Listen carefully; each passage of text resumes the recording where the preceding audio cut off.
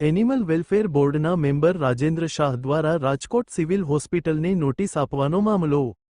Animal વેલફેરના member Rajendra Shah દ્વારા civil હોસ્પિટલને ઉંદરો પકડવા મામલે ફટકારી હતી નોટિસ.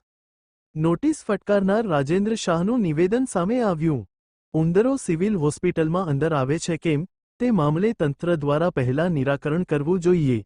રાજેન્દ્ર શાહ: મેં નોટિસ આપી તેની કલેક્ટરને જાણ ન હતી.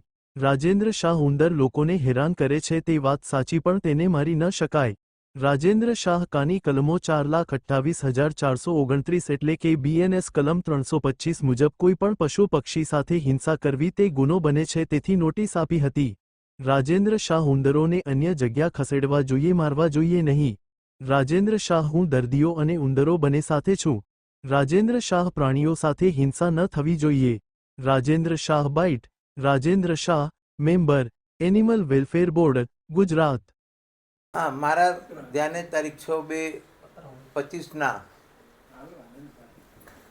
સિવિલ હોસ્પિટલમાં ઉંદરોનો ત્રાસ છે અને તેને મારવા માટે અધિકારી પેસ્ટિસાઇડ ટીમને બોલાવી અને તેનો નિકાલ કરવાની વાત કરી રહ્યા હતા અને આવી જ વાત તેઓએ મીડિયા સામે કરેલી, જેની સામે મેં રજૂઆત કરેલી કે આવું તમે કરી શકતા નથી.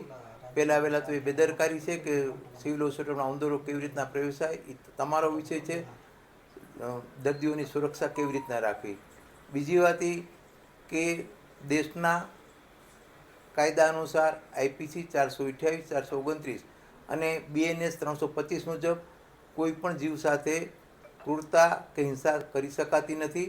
તેના માટે અન્ય વ્યવસ્થા ગોઠવવી આવશ્યક છે અને કાયદાઓમાં દરેક નાગરિક અને અધિકારીઓ એને પાળવા માટે બંધાયેલા છે. તદુપરાંત દેશના બંધારણે 51 એજી હેઠળ દરેક નાગરિકને દરેક પશુ પક્ષીઓ પ્રત્યે ક્રૂરતા, દયા, અહિંસા અને તેના ખોરાક પાણીની વ્યવસ્થા કરવા માટે અધિકારો આપેલા છે.